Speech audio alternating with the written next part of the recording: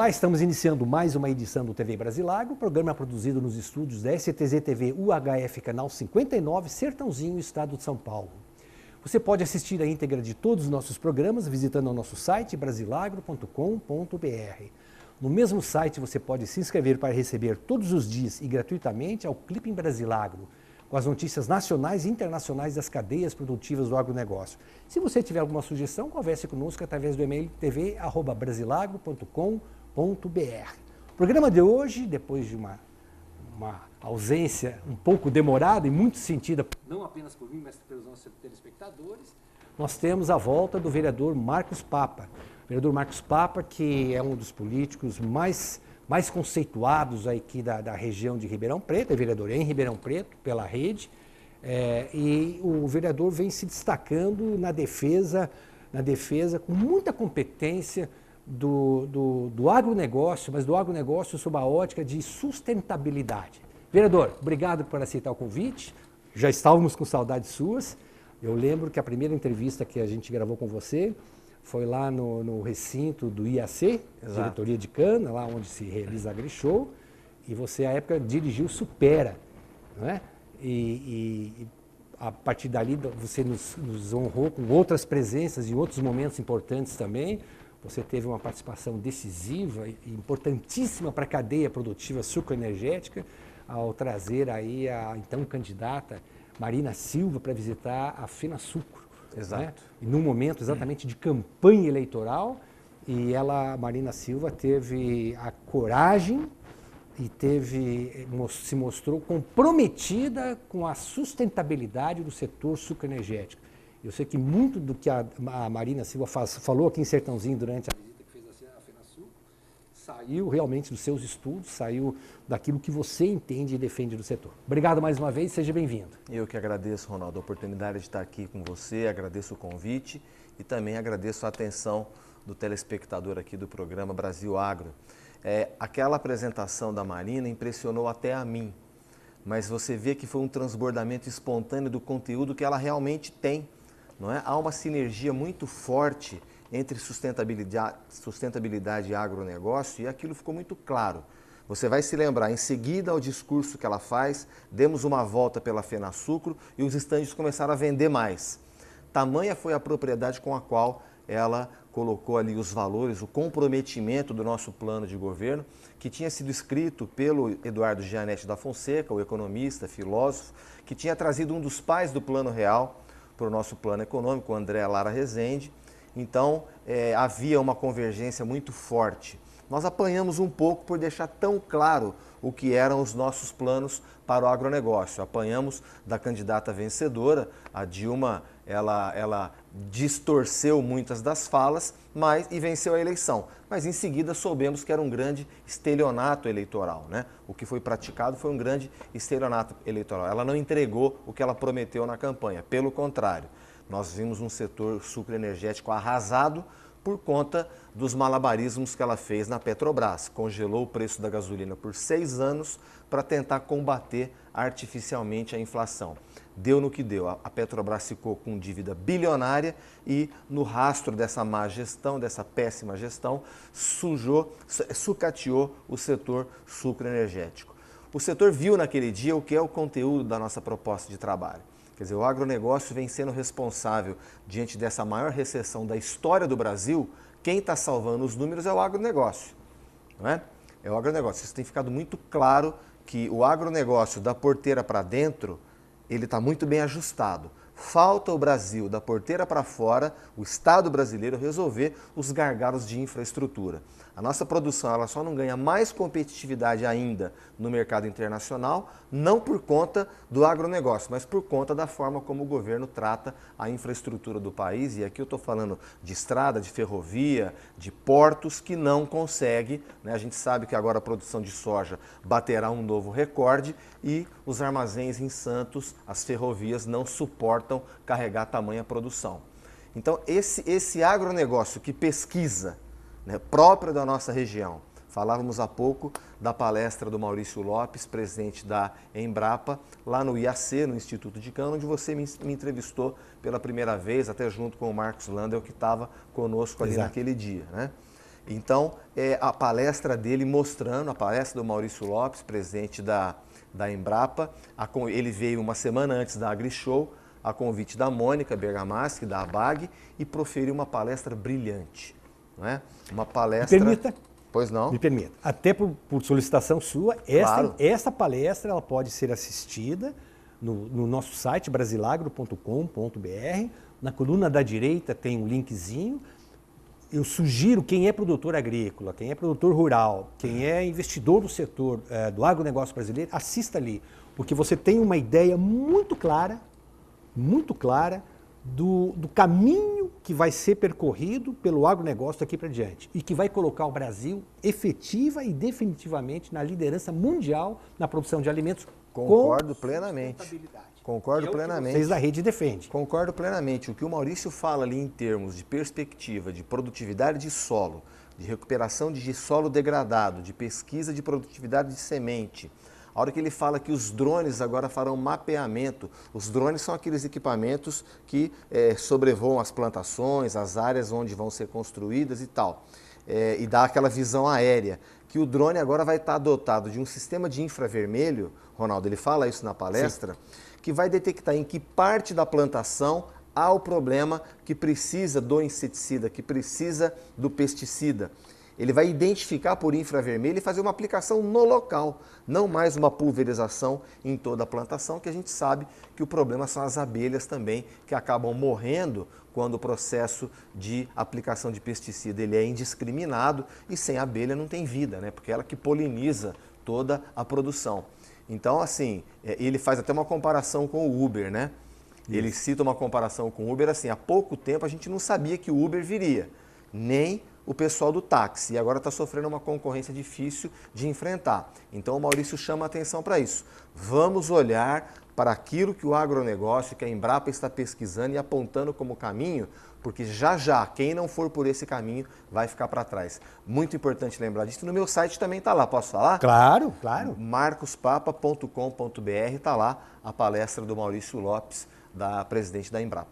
E nós temos também no site do Brasilagro, Marcos, nós temos a palestra, fizemos aí uma sequência de programas falando do Fórum de Inovação que nós, juntamente com a BAG Nacional, promovemos durante a AgriShow. Inauguramos a Arena do Conhecimento da AgriShow e no último dia 3 de maio fizemos uma tarde para falar de agricultura digital. Esse evento foi aberto pelo Silvio Crestana, o Silvio que já foi presidente da Embrapa e que hoje coordena essa questão da agricultura digital. Então fala-se de drones, fala-se de veículos não tripulados, né? Eu diria não motorizados ou não guiados. Não, ele não é tripulado, ele é guiado por controle remoto. Exatamente. Nós temos caminhão da Volvo, temos tratores aí já da CNH, quer dizer, tecnologia de ponta, que é realmente que nós vamos, é o futuro nosso. Deixa eu lhe fazer uma pequena provocação. Claro. É verdade também que a campanha da Dilma, ela procurou explorar isso muito, né? Procurou dizer assim, olha, Marina Silva, Rede, esse pessoal não gosta do agronegócio, eles gostam de meio ambiente. Meio ambiente é o seguinte, tudo é intocável, você não pode tocar em nada, não pode produzir mais, não pode avançar 1 centímetro, e a gente sabe que a agricultura nossa não precisa, tem tanta área degradada, pasto degradado, que não precisa derrubar uma árvore sequer. Aliás, ao contrário, dá para até 170 milhões de hectares. Dá para pegar grande parte disso e plantar aí eucalipto para produzir celulose, né? E aí está se recuperando. Mas você, nesse evento da BAG Ribeirão Preto, que a Mônica coordenou, uma semana antes da AgriShow em Ribeirão Preto, que trouxe o Maurício Lopes para Ribeirão Preto, você já começou a ter algumas conversas com o Roberto Rodrigues. Eu queria que você falasse o que você está pensando pela frente aí em relação a Marina Silva e Roberto Rodrigues. Eles foram colegas de ministério, Ronaldo, eles foram colegas de ministério, o Dr. Roberto Rodrigues, ministro da Agricultura, e Marina Silva, ministro do Meio Ambiente. A ideia deles era delimitar, mapear a fronteira agrícola do Brasil para que houvesse certificações internacionais de que o nosso agronegócio não desmata a Amazônia e o Pantanal para plantar, para produzir, porque o nosso agronegócio não precisa disso. De novo, vamos repetir aqui, nós temos estudos de produtividade de solo, de recuperação de solo degradado, de produtividade de semente, de qualidade de semente. Nós não precisamos desmatar para produzir etanol, para produzir soja, para produzir laranja. Tudo que nós produzimos, não é? e nem para a pecuária, não há essa necessidade. Então, o que eles queriam fazer? Delimitar essa fronteira agrícola com certificações internacionais e selos internacionais de certificados por organismos internacionais para que a commodity brasileira avançasse pelo mundo todo sem barreiras sanitárias, sem barreiras ambientais. Mas isso não é de brincadeira. Há realmente a necessidade de chamar organismos internacionais especializados em certificações e que eles atestem que aquele produto é certificado ambientalmente. Agora, a Dilma era ministra da Casa Civil. Para quem que o Lula deu ouvido? Ele deu ouvido para a Dilma. E olha o que aconteceu, o desastre no qual nós estamos mergulhados, o desastre no qual o agronegócio foi mergulhado, porque ela assumiu compromissos e não assumiu, né? Ela fez compromissos que ela não assumiu, né? Ficou falando em estocar vento, quer dizer, não tem nem o que dizer de uma pessoa dessa, né? Mas tudo bem, foi uma lembrança que eu tive aqui. Colocou o BNDES a serviço de empresários que ela escolheu a dedo. E que agora são taxados pela mídia como bandidos, chefe de quadrilha. Ike Batista, JBS, enquanto isso, quem sabe produzir e precisava de dinheiro para produzir, não tinha. Foi isso que aconteceu. Agora, foi isso que aconteceu. Ela ganhou notoriedade porque talvez os métodos dela se assemelhavam aos métodos do ex-presidente e não aos métodos do Dr. Roberto Rodrigues e da Marina Silva, que eles têm uma experiência fruto de trabalho e de estudo riquíssima e que não precisam ser membros de quadrilhas, assaltar o país, né? Formaram quadrilha até para assaltar países miseráveis da África. Quer dizer, não tem cabimento. Só por conta do licenciamento ambiental da usina de Belo Monte, que a Marina exigindo que então, ora, se ela era ministra-chefe da Casa Civil, tinha todos os ministérios em mãos, podia se fazer Belo Monte, não tem problema. Temos que fazer as usinas hidrelétricas porque o país precisa crescer, não é? Agora, tem como fazer isso, Ronaldo, e aí que está a questão do tripé da sustentabilidade, que é mais complexo, só que fica sustentável, que é o economicamente viável, o socialmente justo e o ambientalmente correto, o ecologicamente correto, porque sustentabilidade não é só meio ambiente, é meio ambiente também. Agora, é economicamente viável construir Belo Monte? É. É socialmente justo? É, porque vai levar energia para o país inteiro. É ecologicamente correto? Precisamos estudar. Haviam medidas de impacto ambiental que poderiam ser mitigadas. Agora, um governo incompetente, inoperante e corrupto não fez nada. Exigiram licenciamento ambiental a toque de caixa. Telespectador que está nos assistindo pelo programa Brasil Agro, o Ministério Público Federal, só para a usina de Belo Monte, já ajuizou 58 ações civis públicas. O mesmo Ministério Público Federal que está pondo todos esses corruptos, através da Operação Lava Jato, na cadeia.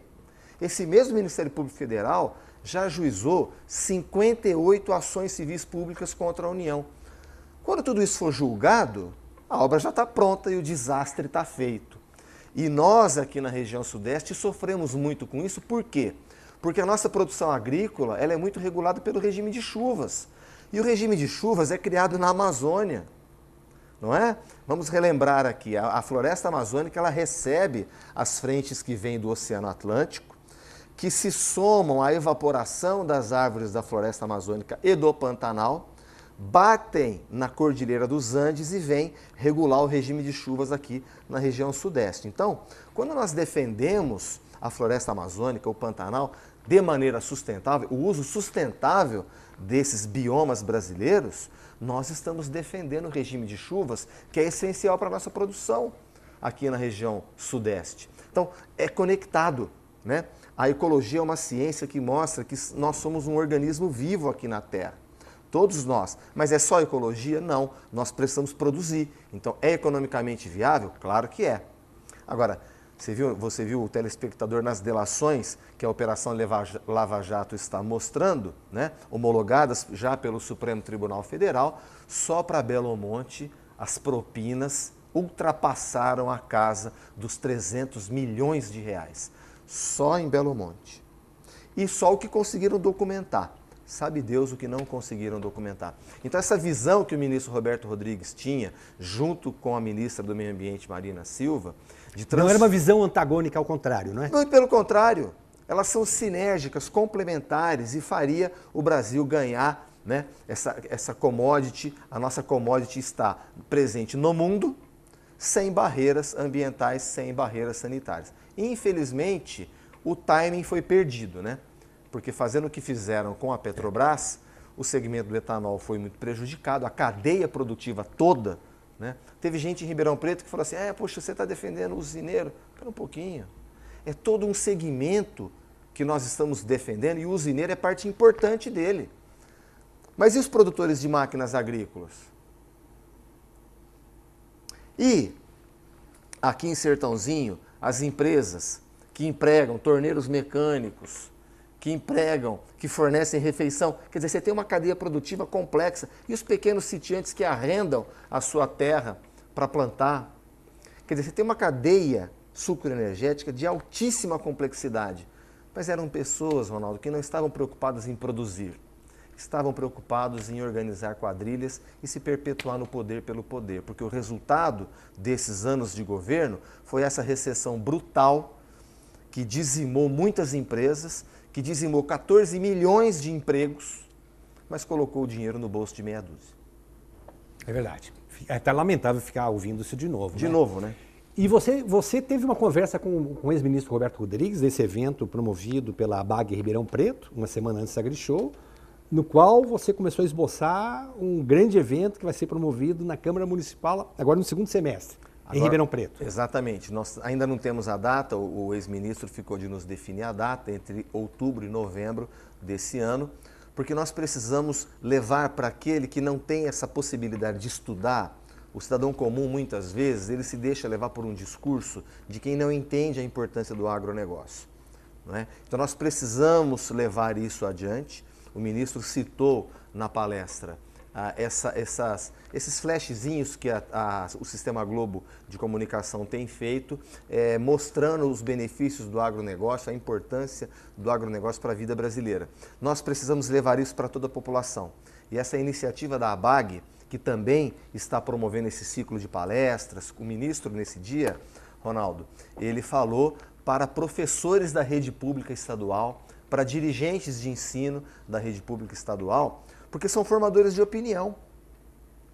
E não podem se deixar levar por um discurso estéril, que não produz, que divide, que não gera emprego, que não gera empreendimento, que produz nada. Então a palestra dele foi voltada para isso. O ministro, fiquei muito feliz da gente ter conversado ali no final sobre esse momento em que ele era ministro da Agricultura e a Marina, ministra do Meio Ambiente, no qual ele me disse isso. Falou, Papa, houve uma sinergia muito forte entre nós. Claro que 100% ninguém concorda com tudo. Nem dentro da casa da gente se concorda com 100%. Mas uma agenda muito sinérgica para fazer com que a commodity brasileira ganhe o mundo com respeito. Sem lendas que muitas vezes se colocam nos países desenvolvidos de que aqui se dá desmatamento. E aqui eu quero chamar a atenção, Ronaldo, aproveitando o programa, eu quero chamar a atenção do telespectador do programa Brasil Agro. O presidente Michel Temer, ele vetou agora 2 medidas provisórias de autoria dele, a 756 e a 758, mas que são altamente maléficas para o agronegócio, porque vai ser desmatado áreas extensas da Amazônia que foram criadas, são unidades de conservação florestal, que foram criadas pelo Fábio Feldman, lá no capítulo da Constituição Brasileira que trata do meio ambiente, e pelo ex-presidente Fernando Henrique. O ex-presidente Fernando Henrique diz isso, olha, quando o Fábio Feldman fala, é melhor a gente atender, porque ele sabe o que ele fala. E, de novo, eu não vou repetir aqui o conceito do regime de chuvas nosso. Agora, foi uma pressão de mineradoras. Foi uma pressão de mineradoras. E nós sabemos o que aconteceu com o rompimento da barragem em Mariana, no Fundão. Olha o que aconteceu com o Rio Doce, olha o que aconteceu com o litoral do Espírito Santo e até na Bahia. Então não pode as mineradoras fazerem esse nível de pressão. O presidente Michel, ele criou as medidas provisórias, o Senado aprovou no dia 6 de junho, um dia depois do presidente assinar o protocolo de Paris, o Acordo de Paris sobre o clima, não é? E agora, diante de uma pressão aqui na Câmara de Vereadores, aprovamos uma moção de repúdio a essas medidas provisórias. Até a Gisele Bündchen também colocou um Twitter lá pedindo para que ele vetasse, ele vetou. Mas as informações que me chegam do Senado da República é que o presidente prepara um projeto de lei agora aumentando essas áreas. Isso é assustador. Isso é assustador. Nós precisamos aqui na região sudeste, que é uma região de produção agrícola importante. O estado de São Paulo produz 30% do PIB do Brasil e o agronegócio é essencial nesse número. Nós vamos sofrer muito se isso acontecer. Nós precisamos estar unidos em nome do agronegócio que pesquisa e não que desmata. Porque a sustentabilidade, sem um clima regulado, nós não temos produção agrícola aqui, não é? Eu brinco com os meus ribeirão-pretanos, que nós pertencemos a Grande Sertãozinho. É verdade. Não é? Eu estou certo nesse... Certíssimo. Nós pertencemos a Grande Você aprendeu a lição, hein? E aqui são amigos que nos ensinam grandes verdades, viu, Ronaldo? E aqui nós podemos liderar um movimento contra esse projeto de lei, porque a nossa região vai sofrer muito se isso for adiante. Eu fiquei sabendo também, e dessa parte eu sou bem informado, porque eu tenho bons amigos que continuam me informando bem, que você está preocupado, já vem trabalhando, teve até uma conversa com o presidente da Embrapa durante essa visita a Ribeirão Preto, na semana que antecedeu o AgriShow, e você continua persistindo. Você quer trazer Embrapa, a agroenergia, alguma coisa aqui para Ribeirão Preto? Então, você lembrou bem, né? Lá no IAC, quando nós fizemos a primeira entrevista com o Marcos, o meu xará, eu tratava naquele momento da assinatura do acordo para a criação do Supera Parque de Tecnologia e Inovação. Quem estiver no Google agora, Supera Parque de Tecnologia e Inovação, aqui no campus da USP, no nosso anel viário, aqui o acesso é muito fácil, está lindo lá. Naquele momento era a assinatura do convênio. Eu tive a felicidade de ser o gerente executivo da fundação, da FIPASE, que hoje é a gestora do Parque Tecnológico, junto com a agência USP de Inovação. Costuramos esse acordo, a doutora Maria Paula Dallari, filha do Dalmo de Abreu Dallari, um jurista, um dos juristas mais importantes do Brasil, professora livre-docente da Universidade do Largo São Francisco, em São Paulo. Com a orientação dela, costuramos o acordo. O governo de São Paulo construiu os prédios, a USP cedeu o terreno e a Prefeitura de Ribeirão Preto, a gestora desse ecossistema de inovação que é o Supera Parque de Tecnologia. Naquele momento era o princípio. E lá nós já pensamos numa unidade da Embrapa Agroenergia no nosso parque tecnológico. Porque nós já temos esse ecossistema, essa região de altíssima produtividade de pesquisa. Nós temos o SEISE aqui em Sertãozinho, nós temos o IAC no Anel Viário, nós temos agora o Supera, nós temos a USP, a Faculdade de Química, as faculdades de Química que tem em Ribeirão Preto. Nós já temos 50 empresas incubadas no Supera, Ronaldo. Então, assim, e eu já estive, depois dessa conversa com o Maurício Lopes, o presidente da Embrapa, eu fiquei impressionado com a alegria dele ao ver o ofício, a Mônica Bergamasco me apresentou para ele, e ele falou, estamos pensando igual. E havia o corpo técnico da Embrapa de São Carlos, com o qual eu já me reuni na semana passada, e agora, na próxima semana, levarei o corpo executivo do Supera Parque para se reunir com a Embrapa em São Carlos, primeiramente, para entender os pontos sinérgicos do que o Supera Parque já produz com a Embrapa. De lambuja vamos ganhar uma tecnologia que a Embrapa desenvolveu de fossas assépticas muito baratas, muito eficientes, e nós temos casos em Ribeirão Preto de fossa negra, e não deve ser só em Ribeirão Preto, que nós precisamos resolver. Então me impressionou muito a alegria do Maurício em receber esse ofício e dar andamento a esse processo que, eu digo, o Supera, nós temos uma mão de obra altamente qualificada aqui em Ribeirão Preto. Eu encontrei algumas pessoas, Maurício, eu conheci os parques tecnológicos nos Estados Unidos, da Carolina do Norte, lá em Raleigh, que é a capital da Carolina do Norte, até o Vale do Silício.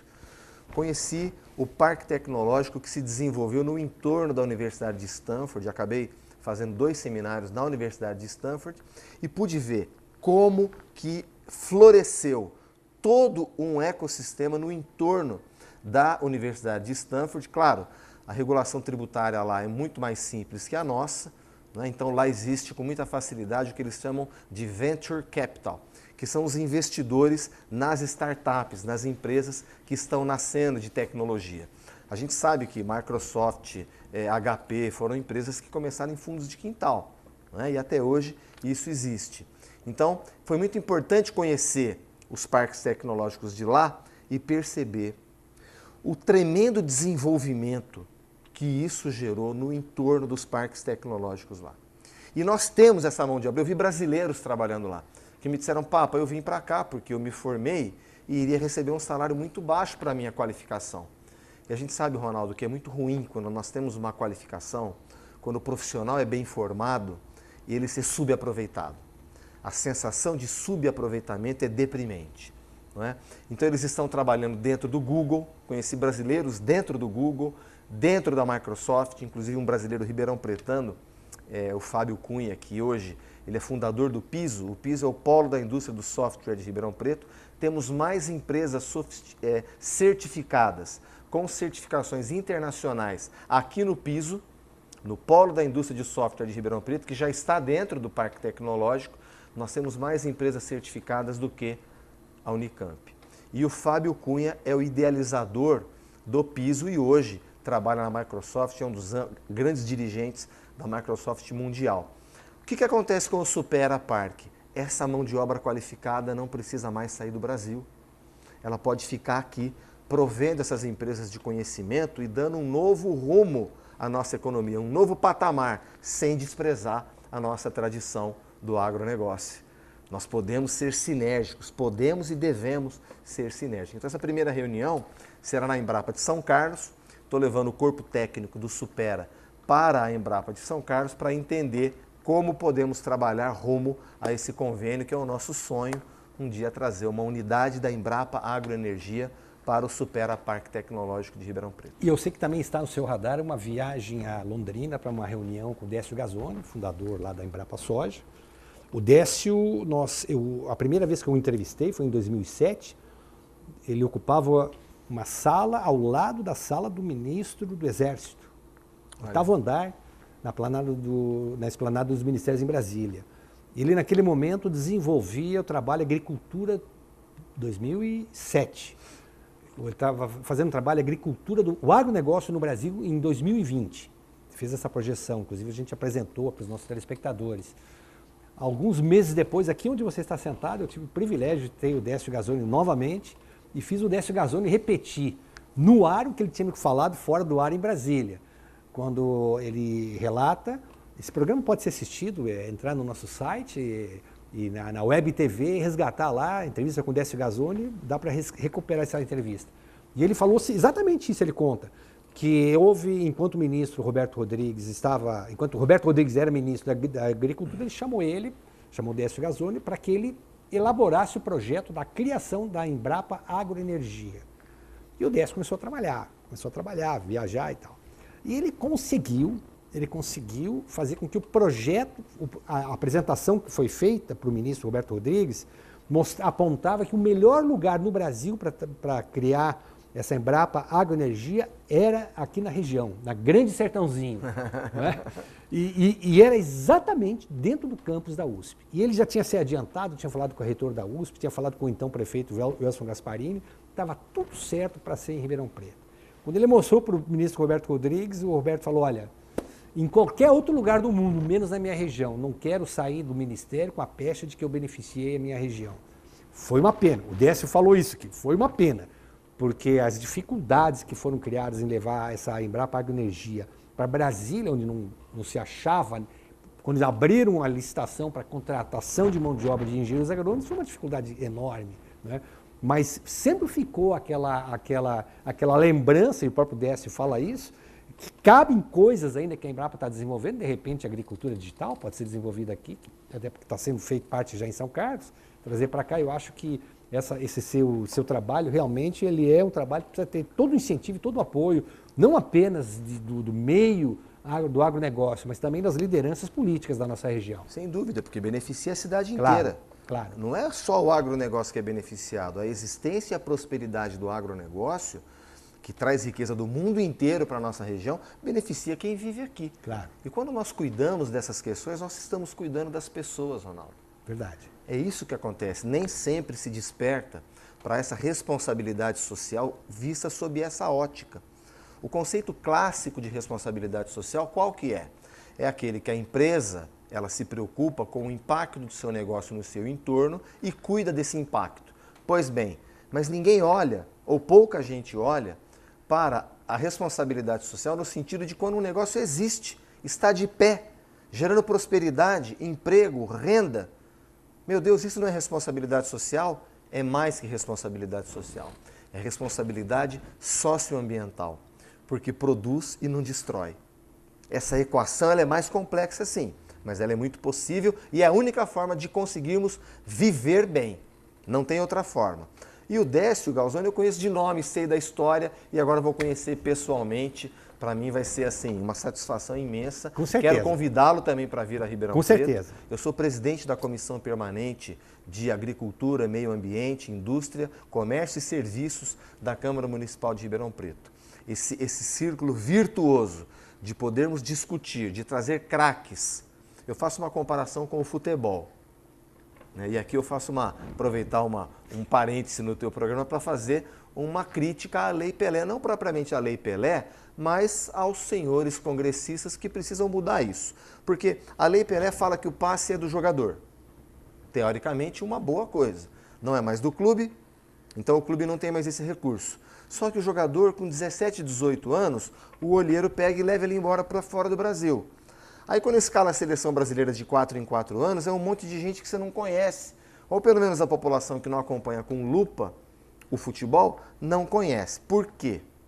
Porque ele está fora. E com isso o futebol aqui dentro desce de nível. Porque o nosso jogador não joga mais com craque. Quem jogava do lado do Sócrates, quem jogava do lado do Zico, quem jogava do lado dos craques, aprendia jogando. Então nós temos que trazer os craques do agronegócio para Ribeirão Preto, que pertence a Grande Sertãozinho, isso já está muito claro para os nossos telespectadores lá em Ribeirão Preto, não é? Nós precisamos trazer os craques. Eu não preciso falar demais. O que a palestra do ministro Roberto Rodrigues, o que foi a palestra do Maurício Lopes, o que é quando a Mônica fala, o que é quando o Marcos Fava Neves fala, o que é quando a gente está jogando do lado de craque. Nós temos muito a ensinar, muito a aprender, como você disse, não só para o agronegócio, mas as pessoas que sobrevivem pela prosperidade, pela pujança do agronegócio. Marcos Papa, eu quero, desde já, deixar pronto o convite para que você volte para a gente falar sobre agronegócio e sustentabilidade. Isso cabe uma discussão ampla e é um assunto permanentemente de interesse do telespectador nosso, com absoluta certeza. Mas eu quero pegar esses últimos... questão de voltar. Quero pegar os últimos 10 minutos que nos restam do programa para que você fale um pouco, e talvez até o telespectador que não lhe conhece vai ficar assustado, né? Mas para que você fale um pouco o que foi a Operação Sevandija em Ribeirão Preto. Porque nós temos a Operação Lava Jato no âmbito nacional, né, com seus tentáculos todos, e tivemos aqui em Ribeirão Preto, e você foi o grande protagonista desse movimento, que culminou com que fosse desbaratada uma quadrilha de assaltantes dos cofres públicos, prefeita Darcy Vera presa no cadeia do presídio do Tremembé em São Paulo, secretários de municipais presos, dirigentes de empresas públicas municipais presos também, um prejuízo de milhões e milhões de reais. Então nós temos 9 minutos e meio agora para que você dê uma sintetizada e conte um pouquinho o que o levou a iniciar as denúncias contra a administração pública municipal e que isso sirva também para que o cidadão brasileiro, aquele cidadão que realmente acorda de manhã cedo preocupado, não apenas com a sua família, mas também com os destinos do seu estado, do seu município, do seu país, possa ter um alento para saber que nem tudo está perdido. Ao contrário, sim. Que ações como a sua de um político que teve a coragem de desnudar essa farsa que era feita em cima de administração pública municipal de Ribeirão Preto, que deu no que deu. Então, por favor. Então, rapidamente, né? A Operação Sevandija, até os próprios procuradores do Estado de São Paulo, os promotores do GAECO, né? O grupo que investiga o crime organizado, eles assumem que ela foi inspirada na Operação Lava Jato, sim, né? A condução coercitiva para depoimento, a prisão preventiva de criminosos do colarinho branco, como o Brasil nunca tinha visto. Eu iniciei, Ronaldo, pelo seguinte: o DAERP firmou um contrato com uma gigante do saneamento no Brasil, que é a Egea Saneamento. Um contrato superfaturado, dirigido a um grande grupo econômico, e o DAERP vinha sendo operado também a perfurar poços em empreendimentos particulares, bancados com dinheiro do contribuinte. Então, essa investigação dessa licitação feita no DAERP foi uma. Em segundo lugar, a votação das contas da prefeita. Havia um conluio, né, uma cumplicidade criminosa de alguns vereadores com a ex-prefeita para não votar as contas dela, que, como todos sabemos, hoje arrasou com a economia de Ribeirão Preto. Hoje, Ribeirão Preto tem um déficit corrente da ordem de 12%. É absurdo isso, né? Só para relembrar, quando o Brasil estabilizou a dívida na década de 90, nós fizemos um superávit primário de 4%. Ribeirão Preto tem um déficit hoje de 12%. É assustador isso. E depois, o presidente do sindicato revela, né, o ex-presidente revela em delação que realmente havia roubado 3% de um acordo que a prefeitura tinha feito para repor a perda... Sindicato de Servidores Públicos Municipais. Servidores Públicos Municipais lá de Ribeirão Preto. A perda do Plano Collor, né? A administração anterior tinha feito um acordo para repor as perdas do Plano Collor, repondo inflação mais 6% ao ano. Fraudaram uma ata do sindicato, esse 6% virou 3% e 3% era desviado para a advogada da prefeita, que também está presa. Não foi o pagamento dos honorários que me chamou a atenção. O que me chamou a atenção foi a Prefeitura de Ribeirão Preto inadimplente com o Hospital da Santa Casa, Beneficência Portuguesa, empresas não se interessando mais por licitações para a Prefeitura de Ribeirão Preto, com medo de não receber, e essa advogada recebendo milhões em dia. Isso me chamou a atenção. Eu fiz uma representação ao Ministério Público, fiz uma representação com relação a essa concorrência do DAERP e pressionei a Câmara Municipal a votar as contas da prefeita. Esse conjunto de ações gerou um estresse violento. Eles estavam grampeados pela Polícia Federal e todos os diálogos apareceram nesses grampos. E teve mais coisa, né? Teve o caso das catracas que a Secretaria de Educação comprou com superfaturamento e não usou, mas esse caso foi o único dessas 4 linhas de investigação da Sevandija. O caso das catracas, eu não estava na investigação. Os outros 3, sim, tiveram origem, investigação no meu mandato. Porque o vereador, Ronaldo, ele tem muito pouco espaço para legislar, mas ele tem muito espaço para fiscalizar e para denunciar.